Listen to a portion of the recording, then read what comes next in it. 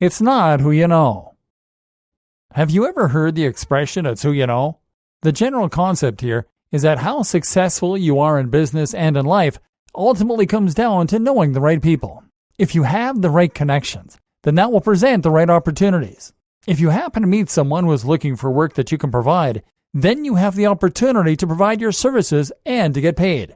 But the reality is that it's not really who you know at all. Rather, it's who you impress. Because let's be honest, you can know the most powerful people in the world, but if they think that you're a moron, then you're not about to see a whole lot of opportunities coming your way. Your objective then is to impress the right people. If you can meet the right people, and if you can impress them along the way, then you'll find that a whole wealth of opportunities open themselves up to you that just wouldn't have been there otherwise. And these opportunities can completely change your life. The question that should now be on your mind is, well, how do you impress people? What can you do to ensure that people come away from their interactions with you feeling amazed at your skill, your knowledge, and your expertise? Being charmed and impressed, thinking that you're confident, intellectual, and likable. You might think that this comes down to your God-given charisma. You might argue that you can't fake charisma, but you know what? That's entirely untrue. Sure, some people do have the gift of the gab naturally. Some people are fortunate to be instantly likable, but for the rest of us, these are certainly skills that can be learned. If you learn to sense what people are responding to well, if you can give off an easy charm and appeal, then you can get people to eat out of your hand, and you'll be amazed at what opportunities start to fall into your lap. I can tell you that since learning how to present myself in a certain way, I have been literally inundated with offers in my career. I've partnered with some hugely well-known figures. I've been able to travel around the world, and I've received financial backing for my own creative endeavors. This is without actively chasing these opportunities. This comes from brief interactions with people that result in them quickly gaining immense confidence in me and a desire to work together. Get ready for opportunity. Learning to present yourself in a certain way, communicate in a particular way, and respond to others in a certain way that can help you to create a wealth of opportunities in your life. I mentioned the example of business opportunities that could present themselves because this is what many people will be interested in. But of course, the ability to present yourself in a certain way and to make yourself instantly more magnetic and likable can be useful in a whole myriad of different situations. For example, it can of course help you to attract members of the opposite sex. It can help you to improve your current relationships, and it can help you in sales. You'll find that you get more respect from friends and family members. You'll be a more natural leader. In short, anything that requires you to communicate with others can be improved if you know how to present yourself, how to become more likable, and how to impress. In this training, you are going to learn not only how to boost your likability and your ability to impress, but also how to become more persuasive, better at sales, and more effective in any kind of argument or debate. And from there, you'll have the world eating out of your hands. Are you ready?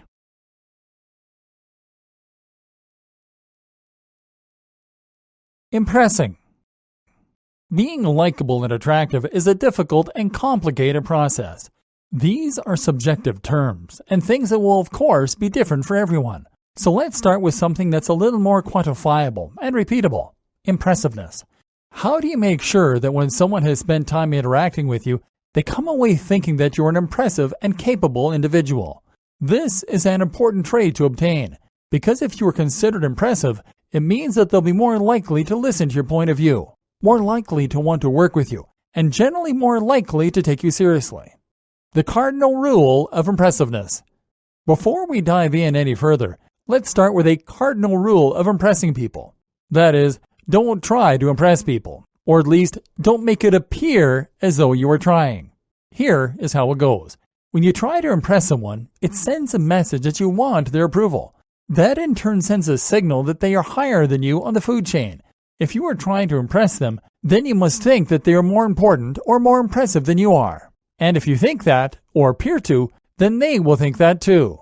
The other problem with trying to actively impress a person is that it then creates an ulterior motive for what you say and do.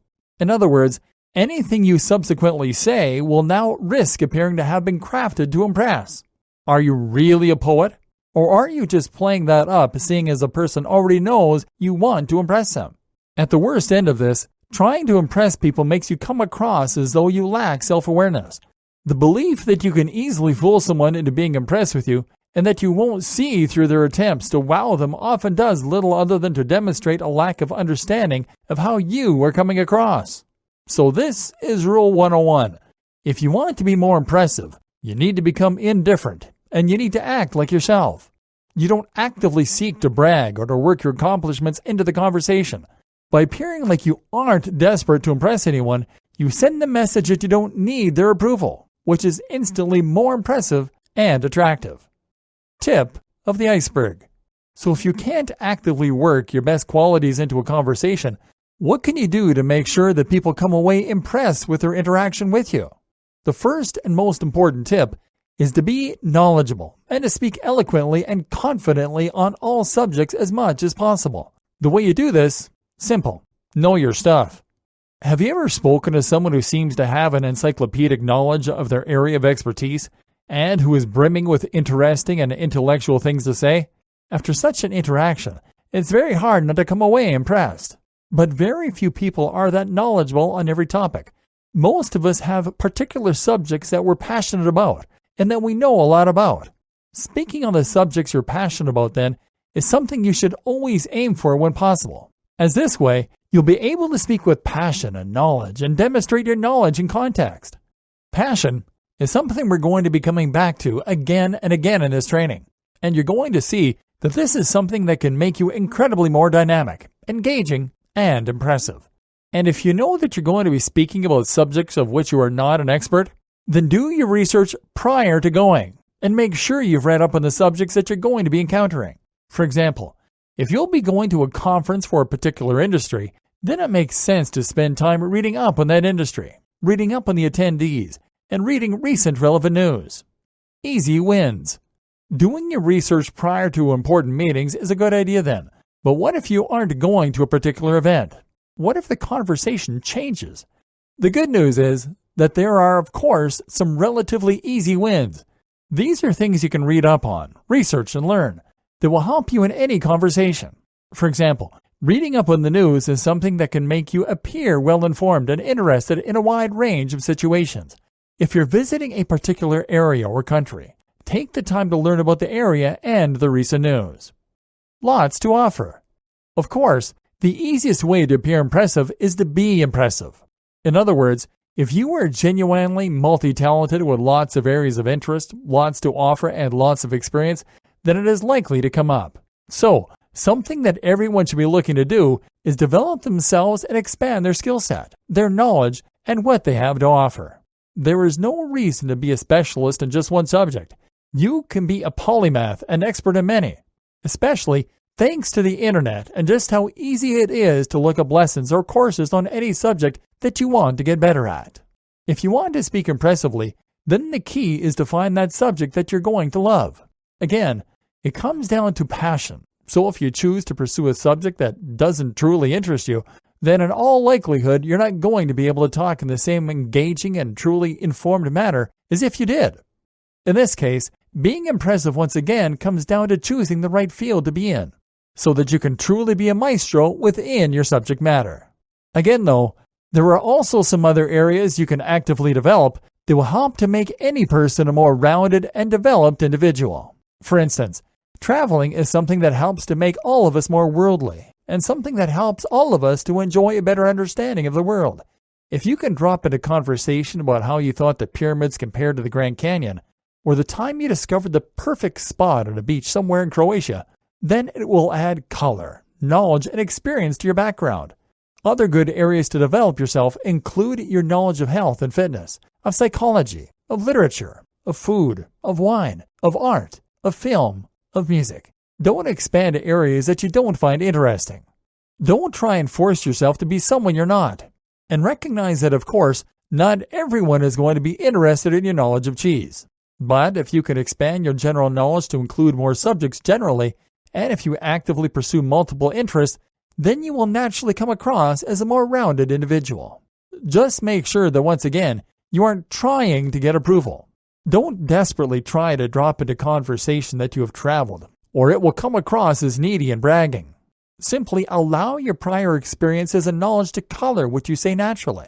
Allow for it to come across and hold back as much as you give away. This way, it becomes apparent that there's much more to you, and that is highly impressive. Listening. But it's not just about being able to talk a lot and show off what you know or where you've been. Just as important is being able to listen to others and to grasp and understand what they're saying. There's an old adage that says many of us don't listen to understand, but rather we listen to respond.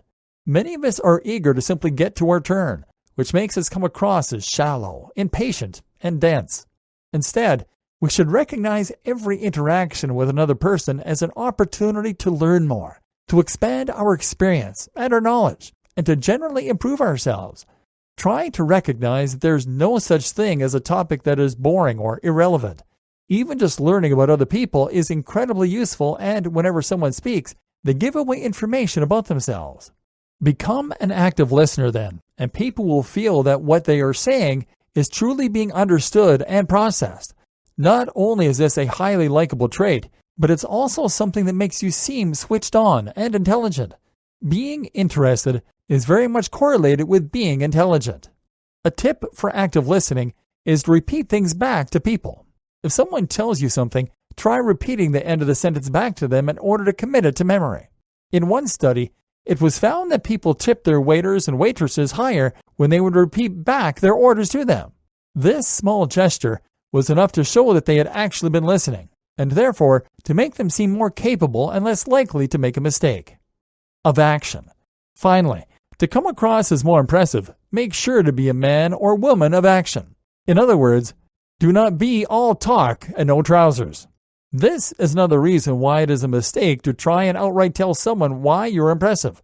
When you talk about the things you can do, or the things you often do, people will often assume that it really amounts to just that, talk. But if you are seen to simply take action and do things without talking about yourself, then it suggests that you are intrinsically motivated, that you are proactive, and that you are someone who is happy to take things into their own hands. An example in your daily life might be to stop telling people about the amazing trip you one day plan to take and to instead just go. Likewise, stop telling people you're going to lose weight and just do it. Don't promise to do something kind or useful and then not follow through.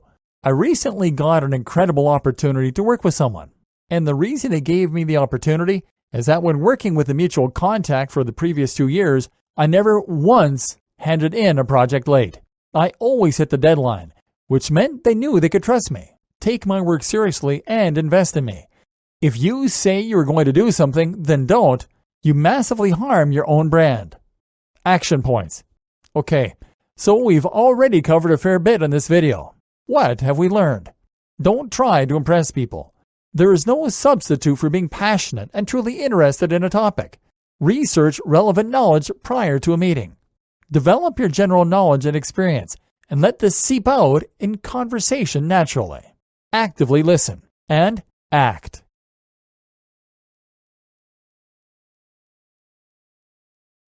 Confidence and adaptability. If you want to impress people and be likable, then you need to develop your confidence and your adaptability. In other words, you need to become the kind of person who can be dropped into any situation, and who can then simply adapt to the new surroundings. Imagine that someone has seen your LinkedIn profile, and they want to see if you have what it takes to work for their exciting new startup. So, they invite you to another country to visit their office, and to head over drinks and hang out. Sound ridiculous? It has happened to me. And in this day and age, it's increasingly likely to happen to you. You're now meeting a group of people having to talk business and fun, dealing with another country and another culture, and actually spending a whole night and into the next day with them. If you are shy, if you are awkward, then this is not going to go well. If you want to leave a positive impression, then you need to be easygoing, confident, and friendly. You need to be outgoing, and you need to do all the things we've already discussed in the last video. These sorts of experiences are what give us the networking opportunities we need to fulfill our goals. So what does that mean? Does it mean that a natural introvert doesn't stand a chance of being truly successful? No. It just means they need to learn how to not act like an introvert. On becoming socially bulletproof. When I was a kid in high school, I was not always highly confident in social settings. I was a natural introvert, and I would often worry too much about what other people thought. With training and self-discipline, I managed to train myself out of this. Just as you mustn't try to actively impress other people, it's also important not to worry about what they think of you in any broader sense. As soon as you start to have this worry, you lose the ability to be authentic, relaxed, and easygoing. You will now begin to second-guess your own actions, second-guess what you're saying to people, and you'll become in your own head. You need to turn off your inner Woody Allen, and that means you need to genuinely be fine with people not liking you or being offended by you. Know that you aren't going to be liked by everyone. That's simply not possible. And know that there's nothing wrong with that fact either. At the same time, remember that in most cases you aren't going to need to interact with these people again, and so it really doesn't matter if you get along or not. But knowing this and actually feeling that way when you're talking are two very different things. And this is where practice and exposure come in. To get over my own slight inhibitions when I was younger, what I would do is to go to parties where I knew barely anyone, and then just practice talking to more people. I had a friend from my first school, and I would go to parties with him that had nothing to do with my school then. Often, we'd stay late, we'd talk to people, and we'd even get invited to other parties where neither of us knew any people. Not only was this experience a lot of fun, but it also enabled me to literally practice speaking to new people, to overcome nerves that I might have had in those kinds of situations, and to practice caring less what people thought of me. And this confidence and this ease would go on to be critical in both my career and in meeting women as I grew up. You can take this one step further by using concepts from CBT. CBT is cognitive behavioral therapy, and this is a form of psychotherapeutic intervention that is focused on changing the way you think. The objective is to look at the unuseful thoughts and beliefs. Things like, people will laugh at me if I say something stupid, and then to break them down. You can do this simply by testing them. For instance, you can remind yourself that most people are polite, and ask yourself why it would matter if you were laughed at anyway. You might remind yourself that the people you were speaking to are probably just as nervous as you are. This is called thought challenging. But better yet is to go one step further and try hypothesis testing. As the name suggests, this literally means that you are going to be testing your own belief by purposely saying something stupid, or by purposefully stuttering, whatever it is you're afraid of. You can do this in a harmless setting, such as in a shop that you don't visit frequently. Try putting on a funny voice as you order food, or be purposefully awkward. What you'll learn is that no one says anything, and that you have nothing to be afraid of. Simply putting yourself out there more and exposing yourself to more situations will also help you to do this, and you will naturally encounter situations where things don't go to plan. You'll learn that it's fine to say something awkward once in a while, or to stutter a little. And moreover, you will become accustomed over time to these situations, such that you'll become desensitized. Go to enough parties, and eventually you stop being afraid of situations like that. It becomes normal. And that's when you start to talk confidently with attractive members of the opposite sex, or potential future employees. It's also when you learn to stand up for yourself when you have been wronged, and it's how you lose fear of confrontation. Forget nerves. Forget anxiety. Welcome to calm confidence. This is what it is to be socially bulletproof. Tip: want to go further with this? Want to develop your confidence and charisma quicker? Certain classes are all about breaking down your inhibitions. Try stand-up comedy, for instance, and you'll quickly learn how to interact with anyone.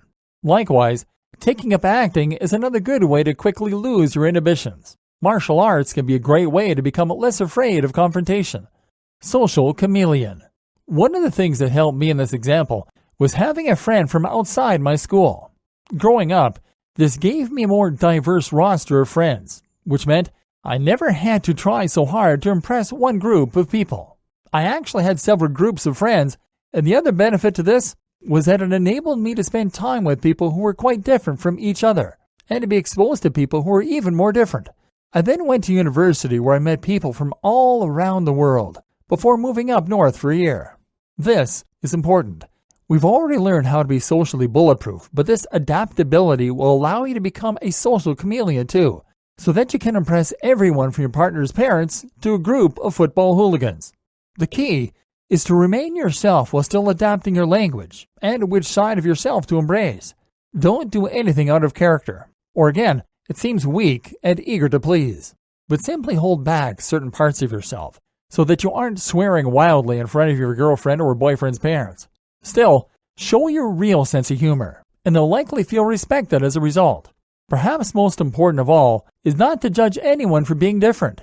If people feel judged by you, then their response will be to judge back, and that's when things don't always end well.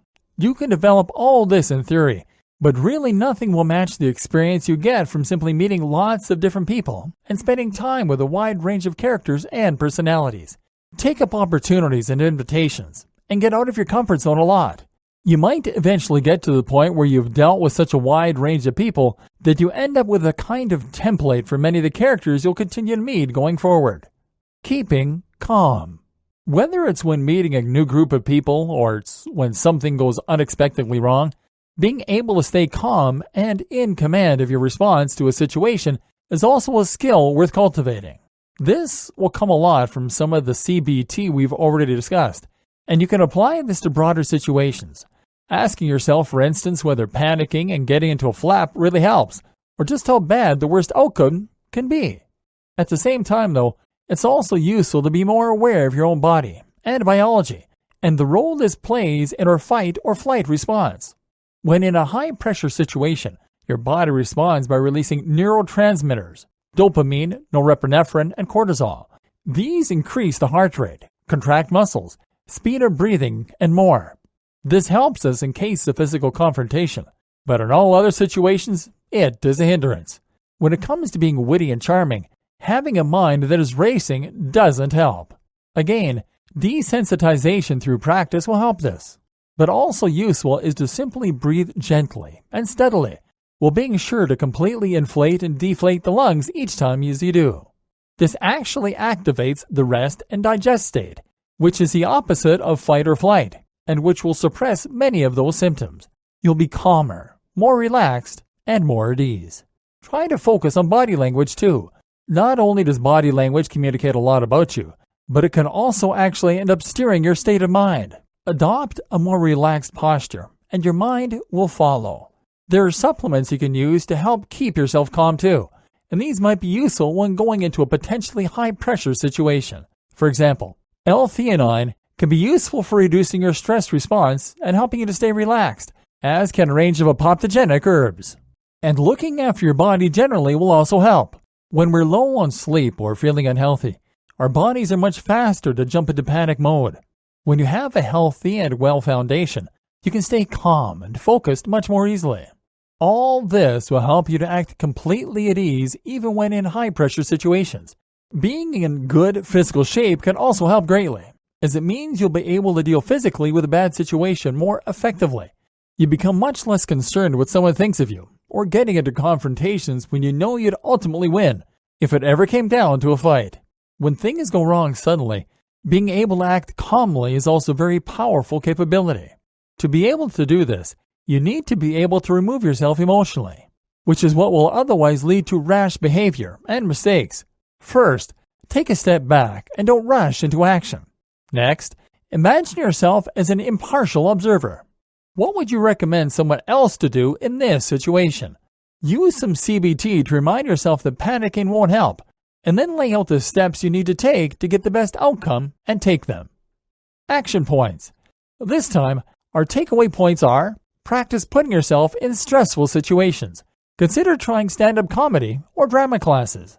Use CBT to remind yourself that it doesn't matter if you aren't always perfectly charming. Be yourself, and don't worry whether others like you. Take as many opportunities as possible, and develop as diverse a range of friends and colleagues as possible.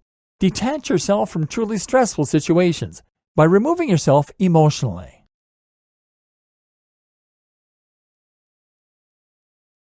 Attractiveness. What do we mean by attractiveness? Of course, we mean being more appealing to the opposite sex. This video is going to cover that, but at the same time, we also mean being more magnetic and more compelling. It means being the kind of person that others want to be friends with, that others want to impress, and that others want to work with. It literally means being someone who can attract other people to you. And one of the ways you can do this is by being confident socially, which we have just discussed, and by being charismatic. Ultimately, attractiveness harkens back to our evolutionary history. Our emotions and our social behavior have evolved to help us survive in small communities during our development. We will thus always gravitate towards people that we think can help us survive, or that we think can help us to pass on our DNA. Thus, we are attractive to members of the opposite sex who appear physically healthy and fertile, and who have resources and means to look after us and our offspring. And in dating and other areas of our life, we look for people who we believe to be of a higher rank to us socially. We want to associate with people who are more capable than us, because that can raise our own rank, giving us access to better resources and better mates.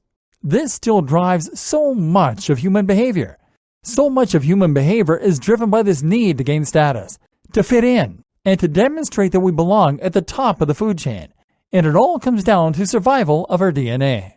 A woman wears lipstick because it makes her look more fertile.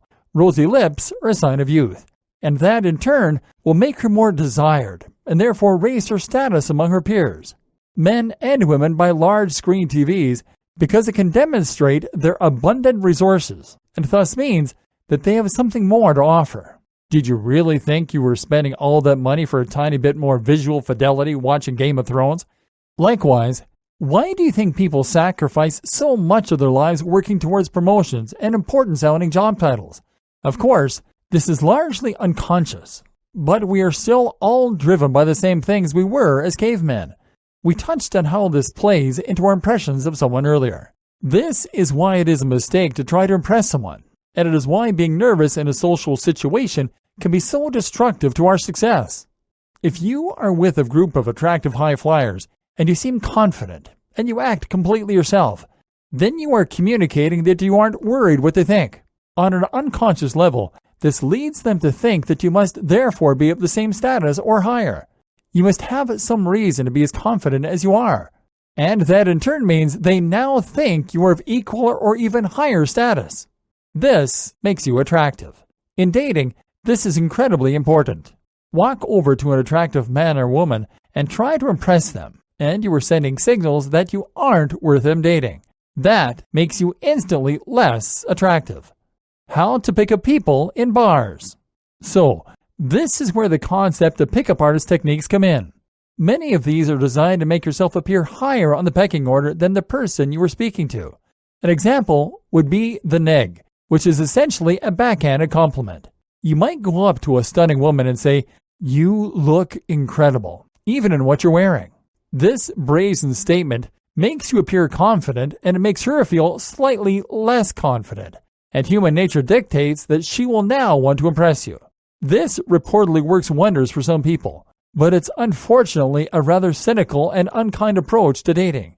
We're going to see in a moment just how important likability is, and at the same time, we're going to see that people don't want to hang out with people who make them feel bad. Worse is the chance that people might see through your game, and this makes you appear sleazy, cruel, and very much unattractive. So, plan B is to send the exact same signal along with more signals of confidence while making yourself appear likable. To do this, you first scope out someone you want to talk to. My advice is to test the waters a little first by simply smiling, and if they smile back, you know that you can go over there. Now chat with the person you are interested in, but likewise, chat with the group of friends they're with, if they're with one, and spend almost equal time with them. This demonstrates that you are confident and outgoing. It shows that you're fun and likable, and it also suggests that you aren't just after one thing. Now you seem like someone who is just very outgoing and confident, and they will question whether you're interested in them. Better yet, they may feel competitive with their friends. Of course, if things go well, you can simply then find an opportunity to take the object of your affections to one side and offer to buy them a drink. Alone at the bar, you can then make your move. But the point is that by being chatty and confident with his or her friends, you make yourself a lot more attractive. And by not desperately focusing all your attention on that person, you come across as much more appealing too.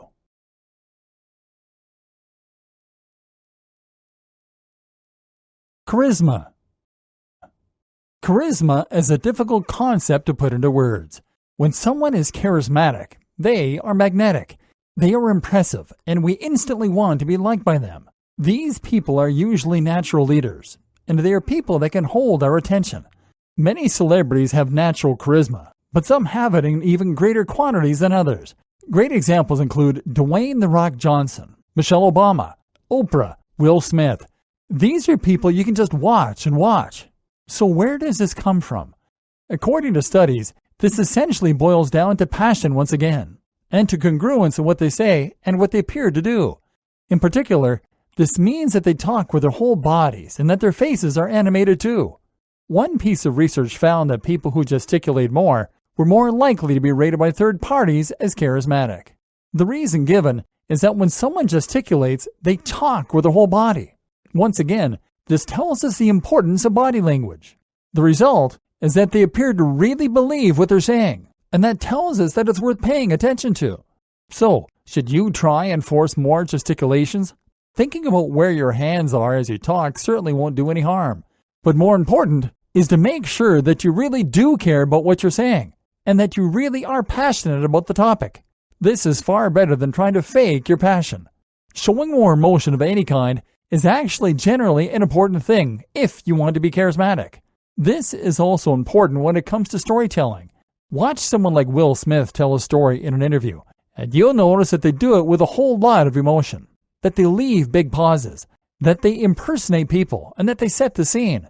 Not only does this require incredible confidence, because there is a risk of setting yourself up for a fall, of building a story up too much, and then not delivering with a punchline. But it also once again demonstrates more emotion.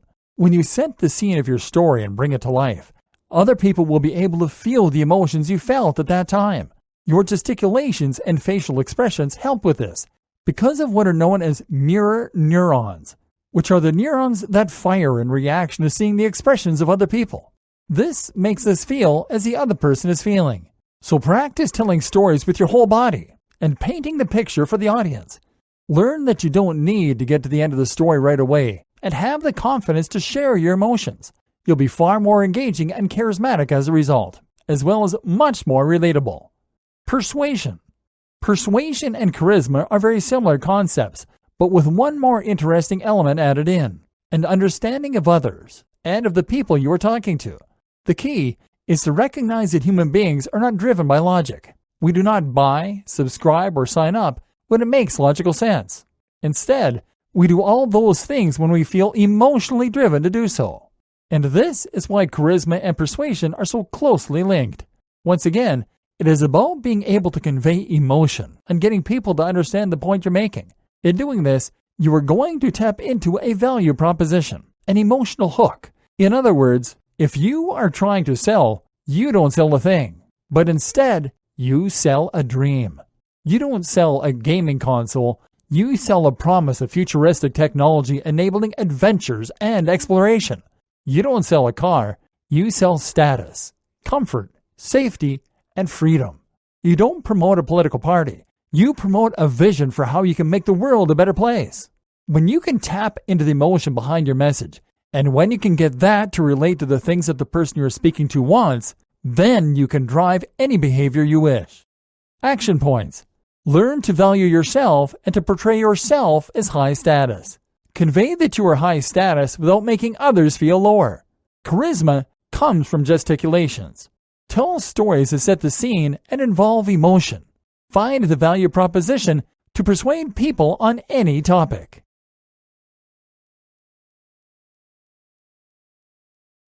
Likability. In his training Trick of the Mind, psychological illusionist Darren Brown bemoans the existence of books like How to Make Friends and Influence People. His belief is that it is incredibly simple to do both. Just be a genuinely nice and likable person. Do nice things for people and they will like you. There is no magic formula to this. Of course, there is some merit to learning what makes a person tick, but in many ways, Darren is right. And having met him briefly in person as a fan, I can also happily report that he really does practice what he preaches. He's a very nice man indeed. And this is something that we have overthought and lost along the way. I mentioned in the section on picking people up in bars that you would be more successful if you make yourself appear fun and likable by chatting to people's friends. This just makes you seem fun. It makes you seem less interested in just one thing, and it makes you appear considerate. And believe it or not, people like this. There is a misapprehension that nice guys finish last, that being too nice will make you unattractive.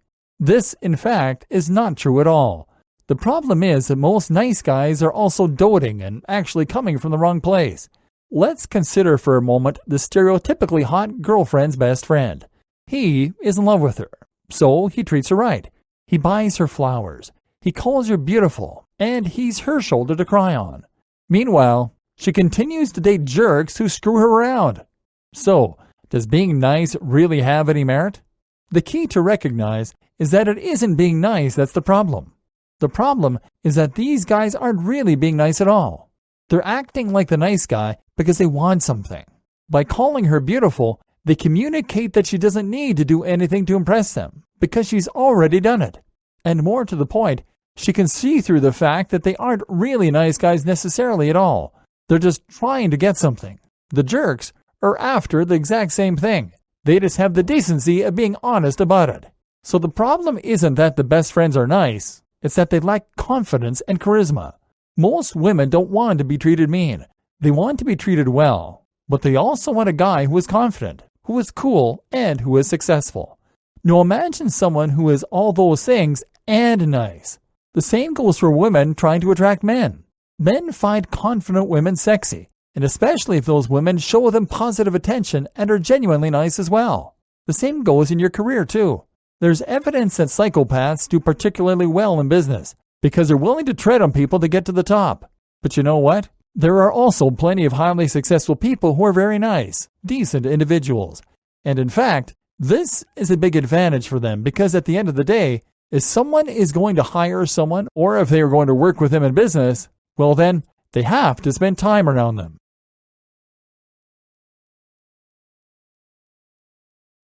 More ways to increase your likability. There are other ways to increase likability too. Here are a few powerful tips. Smile. Smiling more is something everyone should seek to do. In fact, if you only take one thing from this training, it should be to smile more. Smiling is contagious, thanks to those mirror neurons. When we see someone smile, we can't help but smile too. At the same time, smiling is something that makes us feel good, due to a process called facial feedback. Essentially, whatever expression you have, you will feel that way. So, if you smile a lot and look happy, you actually make other people feel happy too. This then makes them associate feeling good with being around you. And as you can imagine, this boosts your likability. Not only that, but you'll also be communicating to people that you're happy, and thus probably having a good time, which is something that people appreciate if you're in their company. Just have a great time. This is a good tip in general. Wherever you are, try to be positive. Try to see the fun in what you're doing, and just have a great time. There's something very appealing about people who really enjoy themselves no matter what, even if it might occasionally seem somewhat naive. Having a good time shows your ability to make the best of any situation, and it helps others to relax and enjoy themselves too. Even if you're in a stuffy business meeting, you can still enjoy the company, and if you love your work, then you can enjoy that too. Staying positive. Tying right into the last point is the importance of staying positive. This is one of the most important ways to increase your likability and to ensure people enjoy spending time around you. No one wants to spend time around someone who is constantly negative and looking at the downside. But if you can see the good in your situation, you'll help to enhance the moments instead of hurting them. Avoiding gossip. If you're in a work setting in particular, it is important to try and avoid office gossip, or office politics as they are often referred to. In other words, don't talk unkindly about coworkers or others and don't spread rumors. Of course, gossiping and rumor spreading can hurt the people you were gossiping about, but it can also damage your reputation with people you were talking to. Why? Because they will question how ready you are to throw them under the bus as well, or how likely it is that you are right now gossiping about them too. Remembering names. A simple thing you can do is to try to remember people's names. This shows that you care, and is a great way to win brownie points with someone. If you struggle with names, try using mnemonics to help. What does a name sound like? Do you know someone else with that same name? Perhaps there's a fictional character or a celebrity. Build others up. One of the most important things you can do to be more likable is to help build others up. That means encouraging other people, complimenting them, and helping them to stand out for things that they've accomplished. A compliment doesn't just make someone feel good about themselves. It also projects a confidence. Putting down other people makes you feel better in a superficial manner and can elevate your status comparatively. But if you have no bones about telling someone what they did was incredible, it suggests that you don't feel threatened. It even shows that you're in a position to be able to judge performance. In other words, this is actually a great way to appear confident and at the top of your game.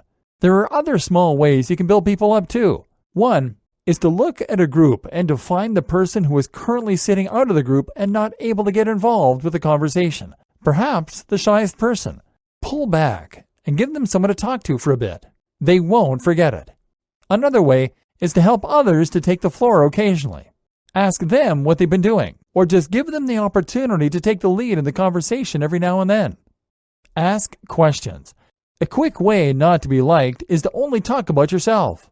It is highly important to remember to occasionally ask other people in the conversation about them, to listen, and to let them get things off their chest. Self-deprecation. Not to be confused with self-defecation. Putting yourself down in a controlled manner and letting people see your slight flaws or weaknesses is actually one more way to make yourself more likable.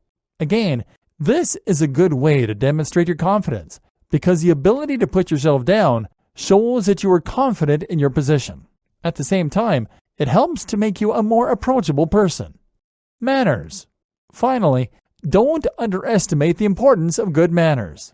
Manners don't only show that you have been well raised, they also give you the opportunity to demonstrate your appreciation.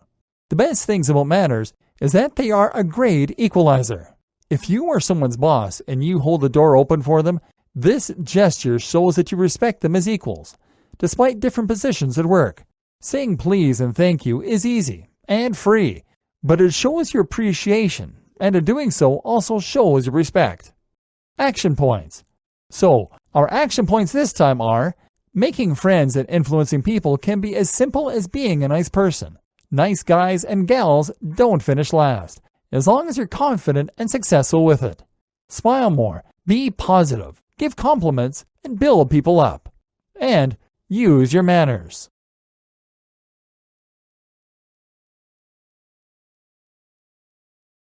Communication and building connections. Have you ever met someone new and been at a complete loss for what to say?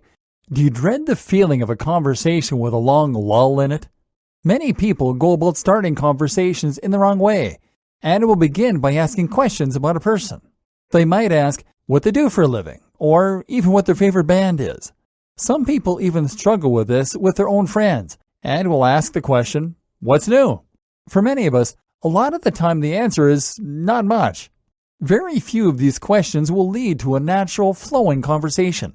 We feel the need to get to know someone well, or to know the latest goings-on in their lives. But to be honest, these are things that you can just as easily get from a social media feed. So what might be a better question? Well, how about this simple classic? How was your day? This makes the conversation instantly relevant, recent, and casual. What's more is that it will often result in many more small details that can then be expanded on. If you had a bad day, why? Do they not like work? How long has it been like that? Another tip for making conversation is to always actually listen to what the person has to say, and then to look for these opportunities to expand the conversation and keep it going. The little conversations. Don't just focus on making conversation with people that you are trying to impress. Recognize the importance of also making conversations with the other people in your life. For instance, when you are greeted by your taxi driver or waiter, how do you respond? Most of us don't have time to dive into deep conversation. But what can be nice is just to ask them how they are or how their day is going. You never know who you might meet or who you might impress. And if you work in the service industry or any customer-facing role, to make sure that you are doing this and that you are making use of every opportunity to make conversation, to wish someone a good day, and to smile. Have you ever been served in a store by someone who didn't once look up from what they were doing? This is a horrible feeling, and one that makes you feel almost used by the business. But moreover, you normally don't think very highly about that person. No, they probably hate their job, which is why they're acting the way they are. But what they don't realize is that they are turning down opportunities for progression, for great references, for self-development. Even if you hate your work and you're in a dead-end position, you should still put all your effort into doing it to the best of your ability. And that especially includes treating others in the right way. Building rapport and going deeper. How do you go about building rapport with someone or becoming someone's friend in a short space of time? The common advice for the former is to try and echo body language. That means that you take up a similar stance to the person you want to build rapport with. You nod when they nod, and you try to use similar vocabulary and dialect. This can work, but it can also backfire if you aren't a practiced salesman. It can feel manipulative and weird when it becomes transparent, and ultimately, it doesn't build real relationships. What will happen to make a relationship more real is to take the conversation a little deeper. When meeting a new big client recently, who I knew travels a lot, I asked them how their partner responded to them being away from home a lot of the time. They really opened up, and they let me know that they had actually just come from an argument with their other half, and that they were currently really struggling with it. Likewise, you can ask someone what their grander ambitions are for their work, or you can ask them what their proudest achievement is. Of course, there is a time and a place for this, but opening up helps you to build a deeper connection. Just be ready to open up yourself too. People feel vulnerable letting others get close in this way, but if you can expose some sensitive facts of your own too, then it will help to make the conversation feel more balanced and fair. Another strategy is to try and share a moment with someone. An ideal way to do this is to have a fun night out together, to go on a journey, or to engage in something else that is unusual, memorable, and bonding. But it can also be something much smaller and simpler. Got a new drink you've yet to try? Why not suggest that you try it together? Or how about playing a prank on someone together? Small moments like this can make you a team and give you a joint experience that can be very bonding. The art of communication. Communication is one of the very most important tools at your disposal when it comes to business, friendships, romance, and more. Communication is what gives you the ability to get across your point of view, to let others know how you're feeling, to let others know your intent, and to be understood. If you lack communication skills, then even the greatest intentions and strategies can fall apart. The basic goal of communication, then, is to get a message across and do this in the most efficient manner possible. That normally means you're looking to respond quickly with as few words as possible. Good communication means clearly getting your message across in an efficient way. This is what confuses a lot of people who think that good communication should involve flamboyant language and big words. How do we reconcile these 2 points? The reality is that language should never be used to show off how big your vocabulary is. However, what a large vocabulary allows you to do is to convey your message in even fewer words often. Reconcile versus get these points to work together, and with more nuance. Different words with similar meanings often provide slightly different tones, slightly different expressions. This allows you to do all the things we've communicated so far, such as better adapting your presentation to the audience at hand, or better complimenting the people you're speaking with. Action points. Keep conversation simple and address current concerns. Let conversation flow naturally. Listen to the other person and expand on their points. Communicate in a succinct manner. Use vocabulary to add flavor.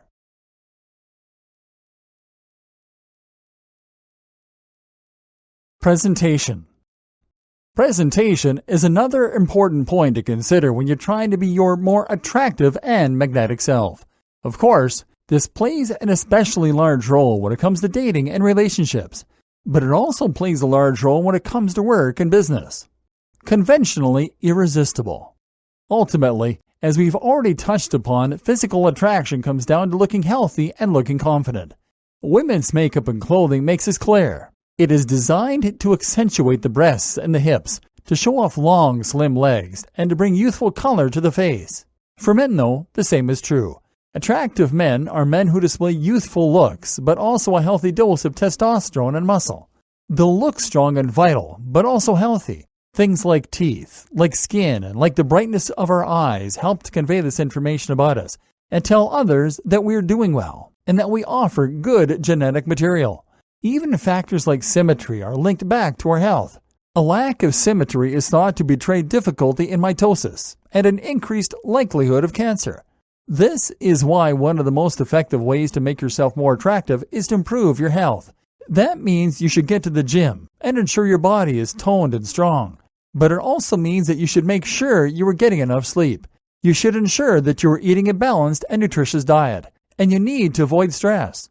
Spend a good amount of time outdoors, and if life leaves you feeling exhausted and beaten up, then change something. You can succeed and thrive in that condition. But don't forget the importance of looking confident. Some people might be shy to wear clothes that will show off their healthiest features if they don't feel good about how they look. For instance, a woman with large legs might not feel good about wearing shorter skirts. But this is missing the point. The point is that men love confidence because, again, that is attractive for much the same way the looks are. If you want to be thought of as sexy, then you need to act that way. And layering up with lots of jumpers is only going to obfuscate your figure more. Are you that same woman in your office who has been pining after the same guy for months, but he just isn't noticing you because he doesn't think of you in that way? And perhaps you're shy to make a move. Well, try heading into your work tomorrow wearing red lipstick with a pencil skirt, high heels, and a new bob haircut. The point here is not that you are making yourself sexy for him. The point is that you're displaying a sexuality and a confidence that is highly attractive. And this can be enough to make someone think of someone else in a new way. Guys, the same goes for wearing a suit or wearing any kind of smart shoes or watch. This will make you appear confident, and it will make you feel successful. Doing this can lead to what you've likely heard of before, the law of attraction. In other words, if you act and look successful, like a high flyer, that eventually you will become that way. Guys have this even easier because fewer men make the effort with their appearance compared with women. A guy can wear a smart jacket and stand out as a guy who makes an effort. Clothing is as much about accentuating your best features than it is about showing your confidence and your means. And at the same time, it's about demonstrating that you are aware of current trends, thus suggesting that you are in touch, which also carries status. And it's about expression. Taking care of your presentation shows that you are capable of doing so and that you are on top of things. That also shows that you value yourself. And you can't expect others to value you if you don't value yourself. Perhaps you've heard the idea that the value of your haircut should be directly proportional to the amount of money you are responsible for in your career. There is certainly some truth to this. And if you want to be taken seriously, then you need to project the right impression. Action points. Dress to impress and consider the law of attraction. Remember that what you wear is not just about emphasizing good looks, but also expressing confidence and means.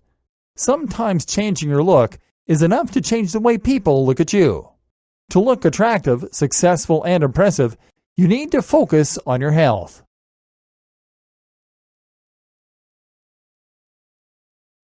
Designing your impression. So, if we put this all together, what do we have? How do you become your most attractive, most interesting, and most engaging self? How do you charm those you work with, those you meet, and more? The initial impression we're going for is someone who is healthy, confident, and successful, but who is kind with it. Someone who is secure enough in themselves that they don't feel the need to put others down, to engage in petty gossip. You are someone who presents themselves well, and who realizes that the little things matter, things like presentation and manners. You are a gentleman or a lady, but also someone who is well-traveled, knowledgeable, and experienced. You don't go out of your way to let others know this, though. When you talk, you take an interest in what others have to say, and you listen more than you speak. But when you do speak, you speak passionately about things you care about. You speak knowledgeably, and you let your body do the talking. You pull people into the emotion of what you're saying. You let them feel a part of your stories. You don't worry about impressing people or making the right impression. You are comfortable in your own skin and in your own mission. and you are enjoying the journey along the way. When you can manage to be all those things, then you will be the most attractive you. And you'll find that everything you want in life comes that much more easily.